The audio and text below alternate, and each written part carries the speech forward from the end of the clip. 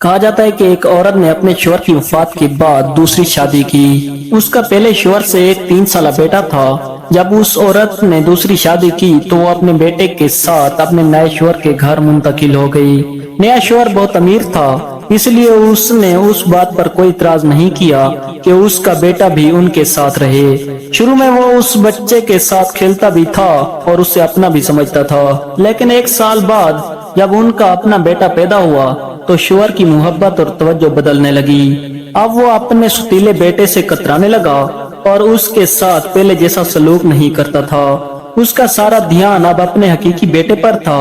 ایک دن جب وہ کام سے واپس آیا تو وہ اپنے بیٹے کے لیے نئی سائیکل لے کر آیا۔ ماں کا دل کٹ گیا جب اس نے اپنے یتیم بیٹے کو اپنے چھوٹے بھائی کو حسرت بھری نگاہوں سے دیکھتے پایا۔ ماں نے شوہر سے درخواست کی کہ وہ اپنے ستیلے بیٹے کے لیے بھی ایک سائیکل خرید دے، لیکن شوہر نے انکار کر دیا اور کہا کہ وہ اس بچے کا ذمہ دار نہیں ہے۔ اگر ماں نے دوبارہ اس بارے میں بات کی تو وہ بچے کو بھی گھر سے نکال دے گا۔ ماں نے اپنے بیٹے کی تحفظ کے لیے یہ بات مان لی۔ وقت گزرتا گیا اور دونوں بچے بڑے ہو گئے۔ شوہر نے اپنے حقیقی بیٹے کو ایک بہترین پرائیویٹ اسکول میں داخل کروا دیا، لیکن ستیلے بیٹے کے لیے کچھ بھی نہیں کیا۔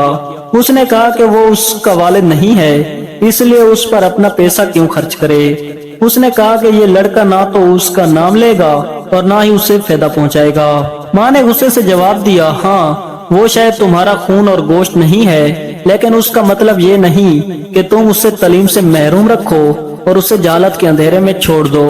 کیا تمہارے دل میں ذرا سی بھی رحمت اور شفقت نہیں؟ شوہر نے کہا، بس بہت ہو چکا، میں اب اس کی موجودگی برداشت نہیں کر سکتا، میں اسے اپنے گھر میں نہیں دیکھنا چاہتا۔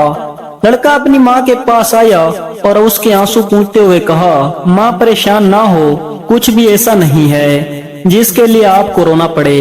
میں تھک چکا ہوں آپ کو روزانہ میری خاطر اس شخص کی توہین برداشت کرتے دیکھ کر۔ آپ کی خوشی کے لیے میں یہ گھر چھوڑ دوں گا۔ وہ لڑکا اپنی ماں کو چھوڑ کر چلا گیا، اپنے کپڑے اٹھائے اور گھر سے نکل گیا۔ ماں کا دل جیسے آگ میں جلنے لگا۔ اس کے دماغ میں سوالات اٹھتے تھے کہ اس کا بیٹا کہاں جائے گا، کہاں رہے گا، کہاں کھائے گا، اور اگر وہ بیمار پڑ گیا تو کون اس کی دیکھ بھال کرے گا۔ ماں نے اپنے ہاتھ آسمان کی طرف اٹھائے اور دعا کی، اے اللہ، میں اپنے یتیم بیٹے کو تیرے سپرد کرتی ہوں، اس کی حفاظت فرما اور اسے محفوظ و سلامت واپس لے آ۔ جب شوہر واپس آیا تو اس نے دیکھا کہ بیوی خوش اور مطمئن نظر آ رہی ہے۔ اسے حیرت ہوئی کہ بیٹا گھر سے چلا گیا اور پھر بھی اس کی بیوی خوش کیوں ہے۔ اس نے پوچھا، تم خوش کیوں ہو اور اپنے بیٹے کے جانے پر اداس کیوں نہیں ہو؟ بیوی نے مسکرا کر کہا، میں نے اپنے بیٹے کی حفاظت اس کے سپرد کر دی ہے جو اس کی دیکھ بھال اور حفاظت کے قابل ہے۔ وہ کبھی بھی تھکتا نہیں اور نہ ہی کبھی نا امید ہوتا ہے، اور وہ بغیر کسی اجرت کے سب کچھ کر سکتا ہے۔ شوہر نے حیرت سے پوچھا، وہ کون ہے؟ بیوی نے کہا، اللہ پاک ہے۔ شوہر نے طنزیہ ہنسی کے ساتھ کہا، دنیا بار رام نہیں کرتی اور کوئی بھی بھوکے پر ترس نہیں کھاتا، لگتا ہے تم اپنا دماغ کھو بیٹھی ہو۔ وقت گزرتا گیا اور سالوں بعد ماں کا بیٹا ایک دن واپس آیا۔ اپنے ہاتھ میں ایک بچہ اور ساتھ ایک عورت بھی لایا تھا۔ اس نے اپنی ماں کو سلام کیا۔ ماں حیرت اور خوشی سے پوچھتی ہے، یہ عورت کون ہے اور یہ بچہ کس کا ہے؟ بیٹے نے جواب دیا، یہ میری بیوی ہے اور یہ میرا بیٹا ہے۔ ماں نے پوچھا، تم نے یہ سب کچھ کیسے حاصل کیا جب تمہارے پاس نہ تو پیسے تھے اور نہ ہی کوئی پناہ تھی؟ بیٹے نے کہا، سچ بتاؤں تو میں خود نہیں جانتا کہ زندگی نے مجھے کہاں پہنچا دیا۔ میں بے یار و مددگار تھا اور نہیں جانتا تھا کہ کہاں جاؤں۔ پھر میں ایک چھوٹے سے گاؤں کی مسجد میں پہنچا اور وہاں رات گزاری۔ دن میں کام کی تلاش کرتا اور رات کو مسجد میں سوتا تھا۔ امام مسجد کو اپنی کہانی سنائی اور ان سے مسجد میں سونے کی اجازت مانگی۔ انہوں نے اجازت دے دی اور ہر روز مجھے کھانا دیتے تھے۔ میں شام کو مسجد صاف کرتا تھا اور امام نے مجھے قرآن حفظ کروایا اور دین کی تعلیم دی۔ میں روزانہ مسجد کی لائبریری میں پڑھتا رہتا تھا۔ ایک دن امام بیمار پڑ گئے تو میں نے لوگوں کو نماز پڑھائی اور اسی دن سے میں لوگوں کا امام بن گیا۔ لوگ مجھے پسند کرنے لگے اور مجھ سے محبت کرنے لگے۔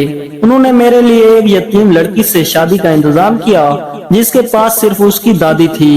میں نے شادی کی اور کچھ ہی عرصے بعد اس کی دادی کا انتقال ہو گیا۔